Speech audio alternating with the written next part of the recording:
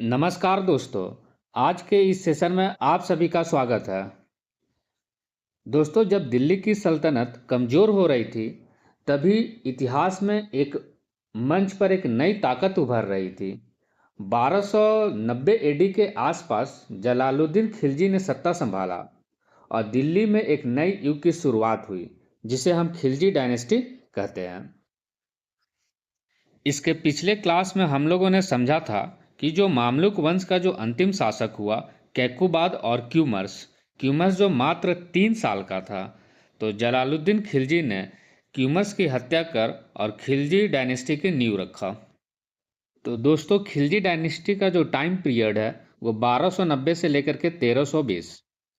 हम लोगों ने पहले भी पढ़ा था कि जो सबसे बड़ा जो शासन हुआ दिल्ली सल्तनत पर, वो तुगलक सखी था या तुगलक सखी या तुगल सखी।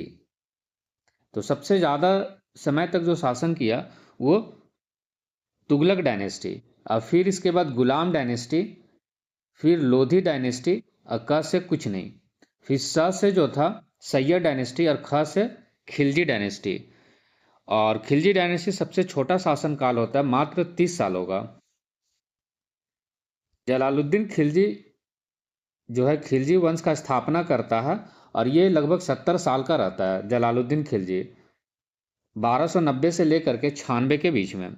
और इसने क्यूमर्स की हत्या किया, जो मामलुक डायनेस्टी का जो सबसे सबसे अंतिम शासक हुआ क्यूमर्स। और फिर इसने बाद में एक ईरानी सूफी सेंट का हत्या किया, जो सिद्दी मौला था। और इस काल में दिल्ली पर जो है मंगोलों का आक्रमण हुआ जलालुद्दीन खिलजी के समय में। और इसका एक भतीजा है जिसका नाम है अलाउद्दीन खिलजी। और अलाउद्दीन खिलजी को इसने क्या किया, यूपी में कारामणिकपुर का सूबेदार बनाया।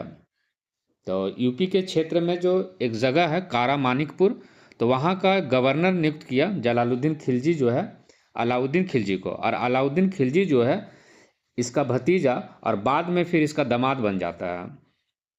और अलाउद्दीन खिलजी को इसने देवगिरी पर आक्रमण करने के लिए भेजता है, साउथ इंडिया में। तो हम लोग पहले भी पढ़े थे कि देवगिरी जो यादव डायनेस्टी का था, राजधानी देवगिरी। तो वहाँ का जो शासक होता है रामचंद्र देव। और रामचंद्र देव जो है वहाँ पे अलाउद्दीन खिलजी यहाँ पे बहुत सारा धन लूटता है, और यहाँ से धन लूट करके वापस चला जाता है अपना, जहाँ ये सूबेदार बनाया जाता है कड़ा कड़ा मानिकपुर में। और कड़ा मानिकपुर में जब यह बात पता चलता है जलाउद्दीन खिलजी को कि अलाउद्दीन खिलजी को धन लूटा, और बहुत सारा जब धन लौटा, तो इसने वापस जो है जलाउद्दीन खिलजी अलाउद्दीन से मिलने जाता है कड़ा मानिकपुर में। और कड़ा मानिकपुर में धोखे से अलाउद्दीन खिलजी ने जलाउद्दीन की हत्या कर देता है खंजर भोग करके। और फिर उसकी गर्दन काट करके थाल में और तलवार में लटका करके दिल्ली पहुंचता है अलाउद्दीन खिलजी। और अलाउद्दीन खिलजी जो है और खुद को दिल्ली सल्तनत का शासक घोषित करता है। अलाउद्दीन खिलजी के बारे में आप देखते हैं तो 1296 से लेकर के 1316 एडी है। तो पूरे दिल्ली सल्तनत में जो है जो तीन जो शासक हो वो सबसे इम्पॉर्टेंट है। एक बलबन, दूसरा खिलजी डायनेस्टी का अलाउद्दीन खिलजी, और तीसरा तुगलक डायनेस्टी का मोहम्मद बिन तुगलक। और जब मुगल पढ़ेंगे तो अकबर। तो अलाउद्दीन खिलजी जो है इसका ओरिजिनल नाम है अली गुरशप। और जब जलाउद्दीन खिलजी इसके चाचा के काल में जब रहता है तो इसे नियुक्त किया जाता है मानिकपुर का सूबेदार। और इसने स्वयं एक टाइटल एज्यूम करता है सिकंदर सानी का, जिसे हम लोग द्वितीय सिकंदर या सिकंदर टू कहते हैं। तो सिकंदर टू किसे टाइटल दिया गया है, अलाउद्दीन खिलजी को। अलाउद्दीन खिलजी जब गद्दी पर बैठता है तो खलीफा की सत्ता, जो उस समय जो खलीफा ट्रेडिशन चलता आ रहा था, बताया था मैंने 4 खलीफा ट्रेडिशन, रासुद्दीन, फिर इसका दुमैया परंपरा, फिर अब्बासिड, और फिर फातिमी। तो वहाँ जो खलीफा का जो परंपरा जो चल रहा था अब्बासिद का, तो उसने खलीफा परंपरा को सत्ता को मान्यता तो दिया, लेकिन इसने व्यावहारिक रूप से इसने फॉलो नहीं किया। और खलीफा का जो वर्चस्व था उसे दरकिनार करके इसने खुद का एक नया धर्म बनाया। तो इसने एक नया रिलीजियस रिफॉर्म लाया, जो नया रिलीजन बनाया। और दिल्ली सल्तनत के सभी शासक जो होते थे तो वो खुतबा अपने नाम का पढ़वाता था, मतलब जो खलीफा का जो नाम होता था उसमें इंक्लूड किया जाता था ईश्वर के साथ। तो इसने खुतबा पढ़ने से इनकार कर दिया, क्योंकि इसने खलीफा पद की जो मान्यता था इसने स्वीकार पूरी तरीके से नहीं किया था। वर्चस्व जो खलीफा का था उसने एक्सेप्ट नहीं किया। तो इसने एक नया रिलीजन बनाया और इस रिलीजन को क्या किया, धर्म और राजनीति को अलग कर दिया। बोला कि इस्लाम धर्म में जो है ये खलीफा का जो पद है, अपने राजनीतिक हस्तक्षेप के वजह से धर्म में इन लोगों ने क्या किया, राजनीति कर दिया। तो इसलिए इसने धर्म और राजनीति को अलग करने का कोशिश किया और एक नया धर्म ही बनाया। हालांकि यह नया धर्म जो है वो असफल रहा। अलाउद्दीन खिलजी जो है ये पढ़ा लिखा नहीं था, लेकिन इसने जो है कई सुधार किए। पढ़े लिखे होने के नहीं होने के बावजूद भी इसने कई सुधार किए। पूरे मिडिएबल पीरियड में दो ऐसे शासक जिसने पढ़ा लिखा नहीं था, एक अलाउद्दीन खिलजी और दूसरा अकबर। और सुधार के मायने में सबसे अत्यधिक खिलजी और अकबर ने ही किया। अलाउद्दीन जो है ये सिकंदर की तरह महत्वाकांक्षी अपने साम्राज्य का विस्तार करना चाहता था। तो इसने क्या किया, मिलिट्री में कई सुधार किया ताकि हम साम्राज्य का विस्तार कर सके अपने। तो इसने मेंटेन किया एक स्टैंडिंग आर्मी, एक लार्ज आर्मी सेटअप कर रखा था। इसने क्या किया कि दाग सिस्टम और हुलिया सिस्टम शुरुआत किया। और सेना जो होता था उसका हुलिया एक ड्रेस कोड बनाया जाता था ताकि पहचाना जा सके कि यह जो घोड़ा है, यह जो सेना है, यह सेनापति है। नहीं तो इसमें बहुत सारे क्या होता था, सेना में काला बाजारी होता था। तो इस सेना को लेकर के उसने सोल्जर्स का क्या किया कि हुलिया या ड्रेस कोड, चेहरा पहले इसका एक, जैसे आज के समय में किसी सेना का हम क्या करते हैं, जैसे फोटो साइज का ले लेते हैं, तो ठीक वैसा ही यहाँ पर एक हुलिया डिसाइड किया गया सेनापति लोग का। और फिर जो घोड़ा होता था तो उस पर दागा गया, एक ब्रांड बनाया गया कि यह घोड़ा जो है इस सेनापति का है। तो दाग सिस्टम शुरुआत किया गया। और इस मिलिट्री सिस्टम को मेंटेन करने के लिए इसने नगद में वेतन देना शुरू किया, कैश के फॉर्म में। जबकि पहले जो है इक्ता लैंड दिया जाता था, तो इस इक्ता लैंड को समाप्त कर इसने नगद वेतन देना शुरू किया। लैंड सेनापति को अब नहीं मिलेगा, तो उसके जगह पे नगद दिया जाएगा। और मंगोल का आक्रमण सबसे ज़्यादा दिल्ली सल्तनत में अलाउद्दीन खिलजी के समय में होता है। लगभग 6 बार यहाँ पे अटैक होता है, लेकिन जो अलाउद्दीन खिलजी है इसमें सफल रहता है, मंगोलों को इसने रोकने के लिए सफल रहता है। इसमें कई 2 से 3 हजार मंगोल दिल्ली पर आकर के आक्रमण करता है। और अलाउद्दीन खिलजी जो है ये पूरे मंगोल आक्रमण को इसने नष्ट कर देता है। और इसमें कई मंगोल जो यहाँ पे आता है दिल्ली में और यहीं पर बस जाता है। और फिर ये दिल्ली में ही एक आज में एक शहर है, मंगोलपुरी शहर। तो दिल्ली में आज भी हमें देखने को मिलता है मंगोलपुरी शहर। यहाँ मंगोल आके बस गए और फिर ये लोग धीरे धीरे क्या हुआ, इसी में मिक्सअप हो गया भारतीय संस्कृति में। खिलजी जो है इसने जासूस नियुक्त कर रखा था, बारीदर मुनियास। ये मिलिट्री सिस्टम और फिर जितने भी इसने रिलीजियस सिस्टम या फिर एग्रीकल्चरल रिफॉर्म जो लाया था, तो उसने जासूस के द्वारा एक रिपोर्ट तैयार करता था और ये जा कर के खिलजी को बता देता था। या तो मिलिट्री में किसी प्रकार का ब्लैक मार्केटिंग होता था घोड़े को लेकर के या सेनापति को लेकर के, तो ये रिपोर्ट हमेशा किसे देता था, तो खिलजी को देता था। तो बारीदर मुनियास एक तरह का स्पाई है, इंटेलिजेंस और सीक्रेट स्पाइज है। खिलजी का सैन्य व्यवस्था अत्यधिक मजबूत था, इसलिए इसने साम्राज्य का विस्तार अत्यधिक बड़े स्तर पर पहुंचाया। तो इसने सबसे पहला क्या किया कि एग्रेसिव पॉलिसी को अपनाया। और इस एग्रेसिव पॉलिसी को अपनाया ताकि अपने साम्राज्य में धन मजबूत किया जा सके, धन प्राप्त कर सके, एडमिनिस्ट्रेशन को बेहतर किया जा सके और मिलिट्री पावर जो है को उसे सैन्य शक्ति में क्या किया जा सके, वृद्धि किया जा सके। तो इसलिए इसने एग्रेसिव इंपीरियल पॉलिसी को अपनाया। तो इसने सबसे पहले उत्तर भारत में अटैक करना शुरू किया। तो कई फेमस इसने उत्तर भारत में अटैक किया। तो इसमें जो सबसे मेजर है, पहला गुजरात पे इसने अटैक किया 1299 एडी में। और यहाँ का जो शासक था बघेल का जो शासक था गुजरात के समय में, तो वो राय करण देव थे और उनकी रानी का नाम कमला देवी। अलाउद्दीन ने उल्लुग खान और नुसरत खान को, अपने सेनापति जो इसका था नुसरत और उल्लुग खान को, इसने गुजरात भेजा बघेल के रीजन में, बघेला, और वहाँ का जो शासक था राय करण देव के साथ युद्ध होता है। और नुसरत खान जो है इस युद्ध में मलिक कफूर, एक वहाँ पे एक सेनापति रहता है मलिक कफूर दास रहता है, तो उसे 1000 दिनार में खरीदता है, क्योंकि इस गुजरात के क्षेत्र में वो बहुत बेहतर ढंग से लड़ रहा होता है, तो उससे 1000 दिनार में उसे खरीद लेता है मलिक कफूर को। और ये एक तरह का किन्नर होता है। जब उल्लुग खान और नुसरत खान गुजरात के क्षेत्र पे जब कब्जा कर लेता है, तो यहाँ की रानी कमला देवी को उठा करके दिल्ली ले आता है और दरबार में सौंप देता है अलाउद्दीन खिलजी को। अलाउद्दीन खिलजी हमेशा ऐसा करता था कि जब भी किसी साम्राज्य को जीतता था, तो वहाँ की रानी या राजकुमारी को उठा ले आता था दिल्ली। और फिर 2 साल के बाद 1301 ईस्वी में रणथंबोर पर इसने आक्रमण किया, अभियान चलाया। तो यहाँ का राजपूत रूलर हमीर देव है। तो नुसरत खान और हमीर देव के बीच में युद्ध होता है और नुसरत खान की हत्या हो जाता है यहाँ पे।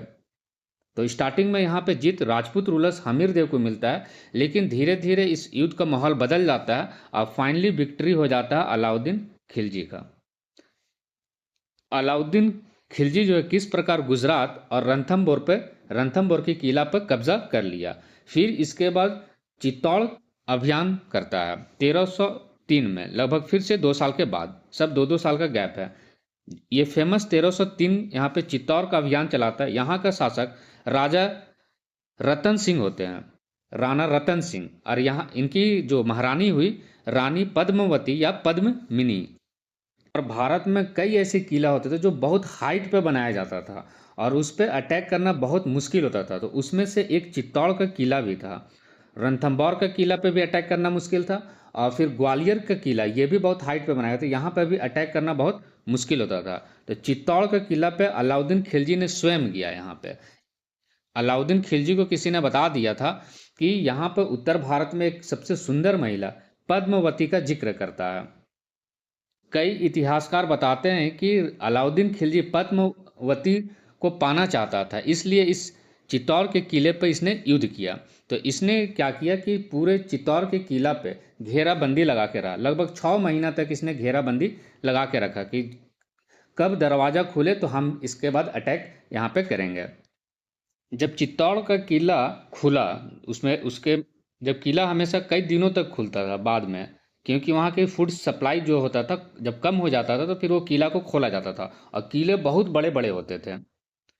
तो यहाँ पे जब किला खुला तो अलाउद्दीन खिलजी का सेना और अलाउद्दीन खिलजी स्वयं ने क्या किया, यहाँ पे इस किले के अंदर में घुस गया और धोखे से यहाँ पे राजा रतन सिंह को हत्या कर दिया।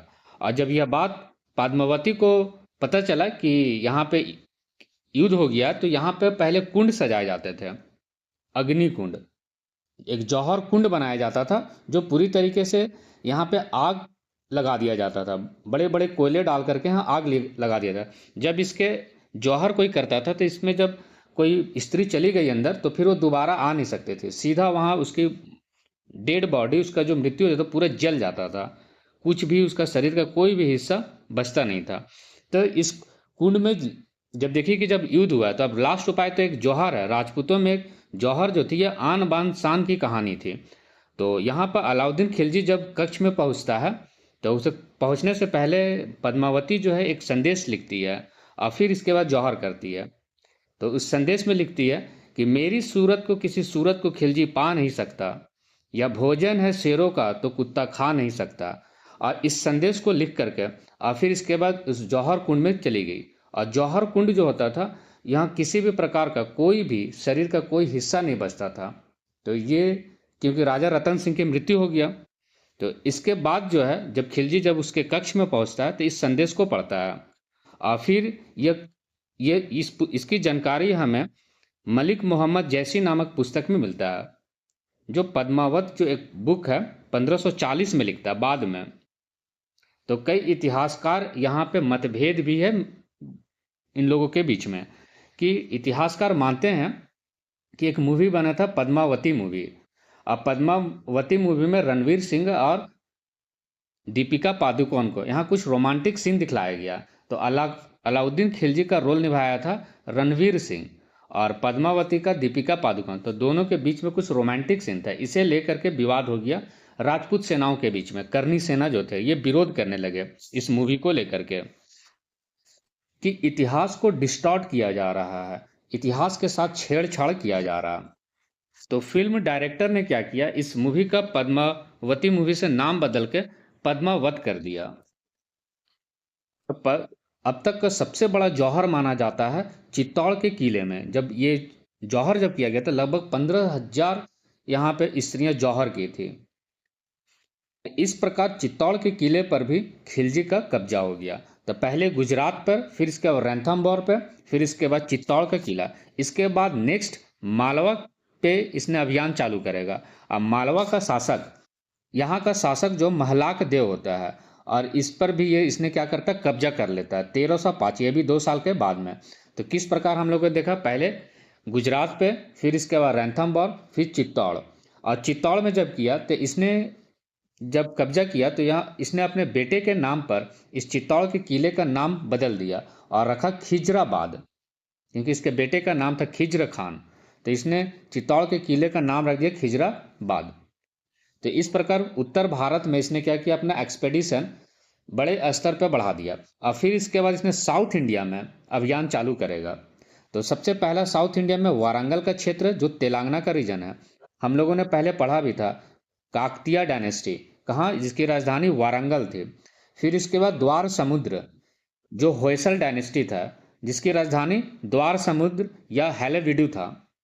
फिर इसके बाद देवगिरी का कैंपेन चलाएगा, यहाँ जो वंश रहेगा यादव डायनेस्टी जो महाराष्ट्र के क्षेत्र में है। और मदुरई पे एक्सपेडिशन करेगा जो पांड्या किंगडम रहेगा तमिलनाडु के क्षेत्र में। इस चारों क्षेत्र को, साउथ इंडिया का जो चारों क्षेत्र है, खिलजी का इस पर कब्जा हो जाएगा। और हम लोग पहले भी पढ़ चुके हैं, Kakatiya dynasty, Hoysala dynasty, Yadav dynasty और पांडव किंगडम, ये चारों हम लोग पढ़ लिए। और होयसल की एक विशेषता था कि यहाँ पे जो मंदिर बनते थे वो स्टार लाइक बनते थे, स्टार लाइक के फॉर्म में बनते थे ये, जिसे स्टिलेट प्लान कहते थे। और ये किस शैली में बनाया जाता था, तो बेसर शैली में। ये कर्नाटक के रीजन में है।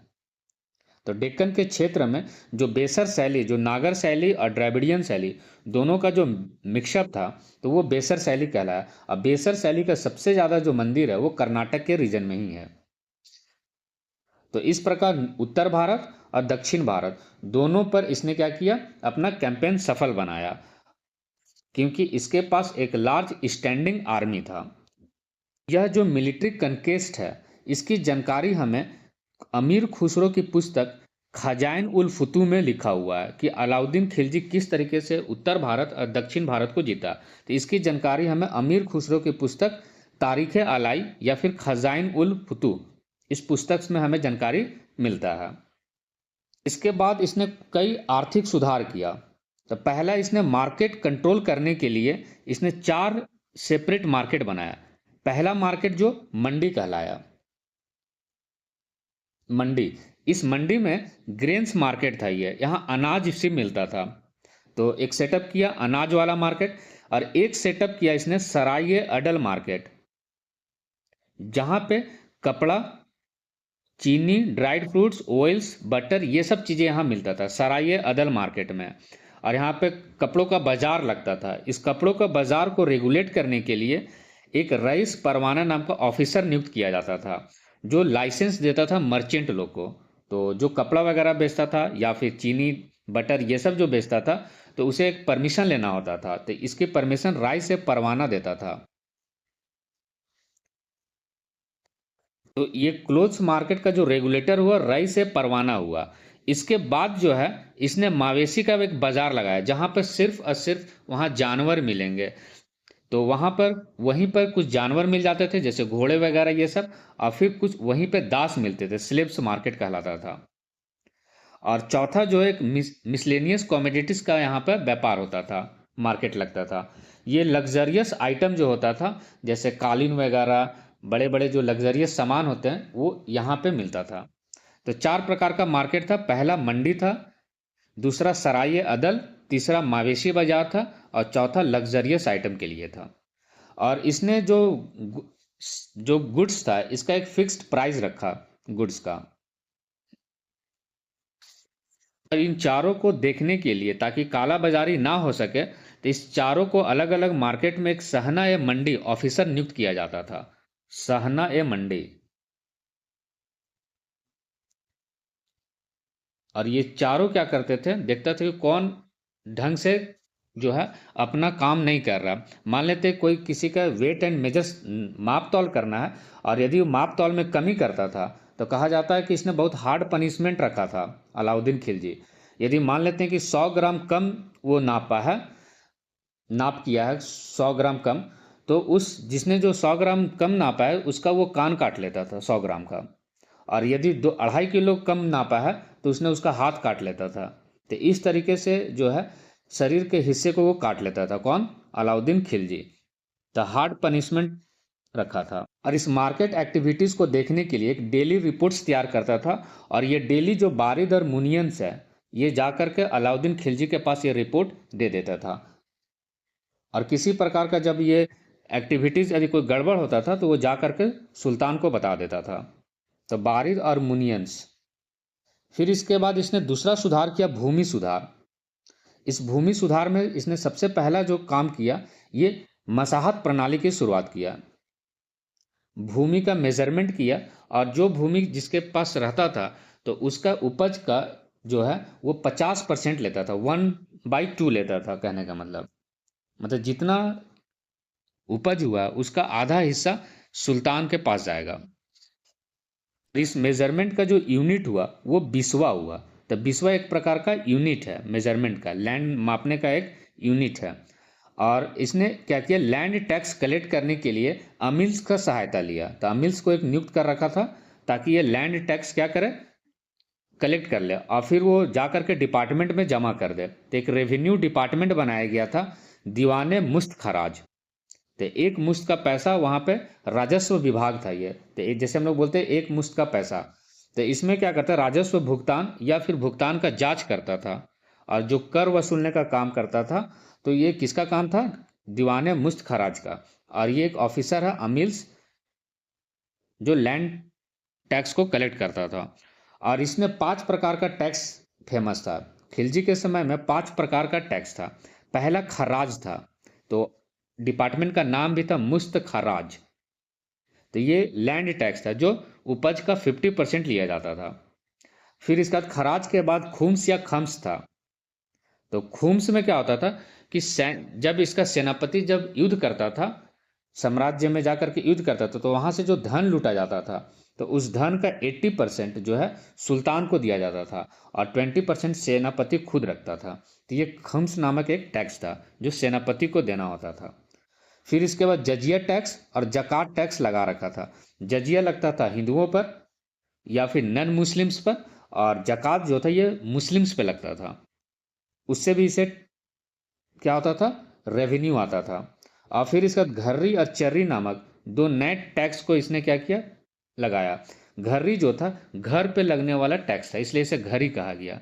तो एक तरह का होल्डिंग टैक्स या हाउस टैक्स था। आज भी हम लोग हाउस टैक्स देते हैं, तो ठीक वैसा ही वहाँ भी घर्री। और चर्री मतलब जो जानवर जो चरते थे, तो उस पर भी टैक्स लगाया जाता था कि इस लैंड पर जानवर चरेंगे और यहाँ पे व्यवस्था करवा देगा, तो उसे हम लोग चर्री टैक्स कहते थे। तो फेमस जो सबसे ज़्यादा था वो खराज था। सबसे ज़्यादा जो रेवेन्यू टैक्स आता था वो लैंड से आता था, खराज से। तो 5 प्रकार का कर फेमस था। खिलजी ने क्या किया कि खुद मुकद्दम और चौधरी जो मीडिएटर था इसे समाप्त कर दिया। और यहाँ पे डायरेक्ट रेवेन्यू जो है, ये जो डिपार्टमेंट जो बनाया था, और सुल्तान खुद टैक्स वसूलता था। तो गांव का जो अधिकारी था तो खुद एक जागीरदार टाइप का था। और मुकद्दम जो था ये गांव का मुखिया होता था, हेड विलेज। और फिर चौधरी जो होता था एक साहूकार का होता था। तो इस पद को, जो मीडिएटर का जो पद था, इसने समाप्त कर दिया इन बिचौलियों को। और इस समय एक ट्रेडर्स क्लास था, बंजाराज। बंजाराज बहुत ही इंपॉर्टेंट महत्वपूर्ण भूमिका यहाँ पे निभाया खिलजी के समय में। ये सामान को एक जगह से दूसरे जगह ले जाता था। जिसे हम लोग बंजारस कहें। तो मेडिएवल पीरियड में जो है बंजारस जो है ये ट्रांसपोर्टर्स का काम कर रहा, एक ट्रेडर क्लास है। इसके बाद जो है खिलजी डायनेस्टी का आर्ट एंड आर्किटेक्चर को पढ़ने जा रहे हैं। तो इसमें आर्किटेक्चर जो है, इसका जो आर्किटेक्चर बनाने का जो स्टाइल है सेल्जुक स्टाइल है, सेल्जुक स्टाइल। जबकि इससे पहले जो ममलुक वंश था, स्लेव डायनेस्टी था, तो उसका आर्किटेक्चर तो ममलुक स्टाइल ऑफ आर्किटेक्चर था, जबकि खिलजी जो है सेल्जुक स्टाइल का है। तो ये इंपॉर्टेंट है सेल्जुक स्टाइल। तो इसमें लाल बलुआ पत्थर का इस्तेमाल किया जाता था, और फिर इसका जो आर्कुएटेड स्टाइल बनाया जाता था मेहराब की तरह, जो एक दरवाज़ा जो बनाया जाता है वो मेहराब की तरह बनाया जाता था। तो इस टाइप के हम लोग सेल्जुक स्टाइल कहते हैं। और फिर चूने का इस्तेमाल किया जाता था और मोर्टार का इस्तेमाल किया जाता है। मोर्टार कहने का मतलब जब आर्किटेक्चर, जब बिल्डिंग्स हम बनाएंगे तो वहाँ पे मसाले का इस्तेमाल करता था, सीमेंट वगैरह का, छर्री का, ईंट का। तो इन सभी से मसाला बना करके, और ईंट का जुड़ैया होता था जिसे हम लोग मोर्टार कहते थे। तो इस सेल्जुक स्टाइल में बनाया गया जो है, तो इसने सारे जो आर्किटेक्चर बनाया वो दिल्ली में बनाया। तो अलाई दरवाज़ा बनाया जो कुतुब मीनार में है। तो कुतुब मीनार में एक मस्जिद है, उस मस्जिद में एक दरवाज़ा बनाया गया जो आर्कुएटेड शेप का है, तो वो है अलाई दरवाज़ा। फिर इसके बाद इसने एक किला बनाया, सीरी का किला, दिल्ली में ही। और फिर एक अलाई मीनार बनाया, जो हम लोग पहले भी पढ़े थे कि यह कुतुब मीनार से दुगना ऊंचा एक मीनार बनाना चाहता था अपने नाम का, अलाई मीनार, लेकिन यह बन नहीं पाया, अधूरा रहा। इसने पैलेस ऑफ 1000 पिलर्स बनवाया, 1000 पिलों का एक महल बनाया दिल्ली में ही। और फिर हौज खास जो आज दिल्ली में है उसे डेवलप किया, उसमें कई पैलेसेस वगैरह को बनवाया अलाउद्दीन खिलजी ने। तो ये 5 आर्किटेक्चर जो है अलाउद्दीन खिलजी से रिलेटेड है। खिलजी के दरबार में एक फेमस कोर्ट पोएट रहता अमीर खुसरो। अमीर खुसरो का जो जन्म है ये यूपी के पटियाली क्षेत्र में, और ये एक पॉलीमैथ है, मल्टी डायमेंशन के क्षेत्र में इसका जानकारी है। ये पोएट भी है, स्कॉलर्स भी है, सेनापति भी है। तो ये पॉलीमैथ है। तो ये हिंदी भाषा और पर्शियन भाषा को दोनों को मिला करके ये एक भाषा डेवलप किया, जिसे हम लोग इसे तोते हिंद के नाम से जानते हैं, पैरट ऑफ इंडिया। तो इंडो पर्शियन एक स्कॉलर है, इसने आविष्कार किया तबला और सितार का। और कवाली का जनक भी अमीर खुसरो को बोलते हैं।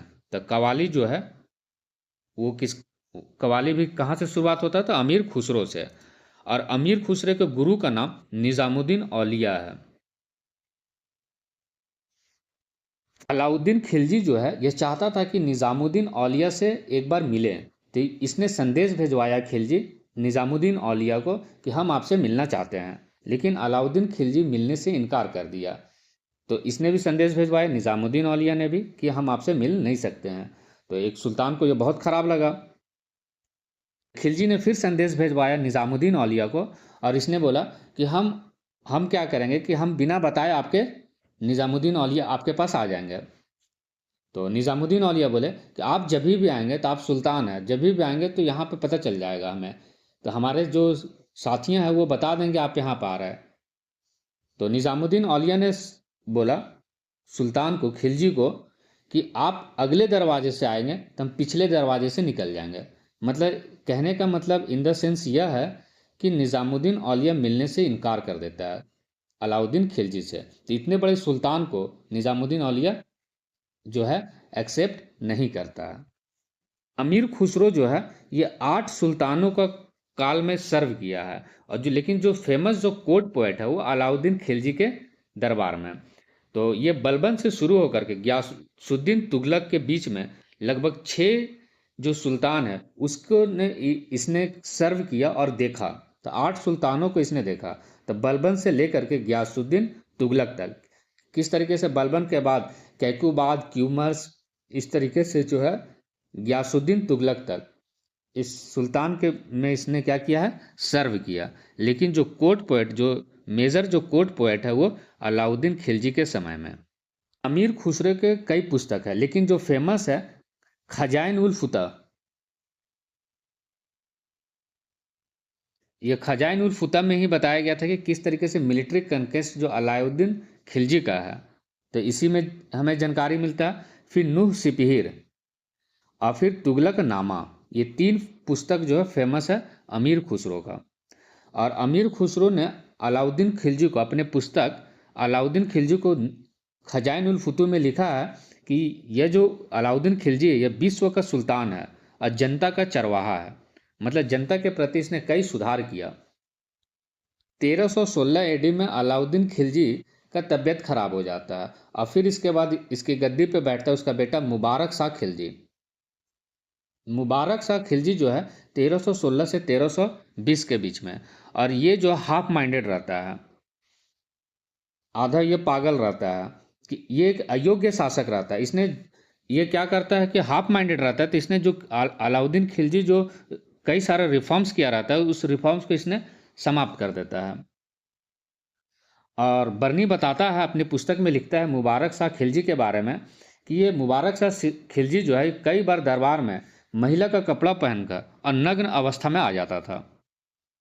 तो दरबार में ये नग्न अवस्था में क्या करता था, आ जाता था और फिर इसके बाद दौड़ने लगता था दरबार में। और दिल्ली सल्तनत के जितने भी शासक हुए उसने खलीफा पद को मान्यता दिया। तो इसने क्या किया कि खलीफा पद को पूरी तरीके से बोला कि खलीफा कुछ नहीं होता है, खलीफा मैं ही हूं। तो इसने स्वयं को खलीफा डिक्लेयर कर दिया। तो दिल्ली सल्तनत के एकमात्र राजा जो स्वयं को खलीफा डिक्लेयर किया तो वो मुबारक शाह खिलजी। और इसके बाद जो है खुसरो शाह गद्दी पे बैठता है 1320 में। एक बहुत ही छोटा सा काल होता है 1320 में। खुसरो शाह खान ये मुबारक शाह खिलजी की हत्या करता है और गद्दी पे बैठता है खुसरो खान। और ये पहले हिंदू रहता है, इसने मुस्लिम धर्म को अपना लेता है। और इसने क्या करता है, गवर्नर नियुक्त करता है दीपालपुर का गाजी मलिक को, एक सूबेदार नियुक्त करता है गाजी खुसरो खान। और फिर यही गाजी मलिक जो खुसरो खान की हत्या कर देता है और यहाँ से फिर तुगलक डायनेस्टी का नींव पड़ता है। तो दोस्तों आज के लिए इतना ही, इस सेशन को यहीं पे समाप्त करते हैं। बहुत बहुत धन्यवाद। हम लोग नेक्स्ट अगले सेशन में तुगलक डायनेस्टी को समझेंगे।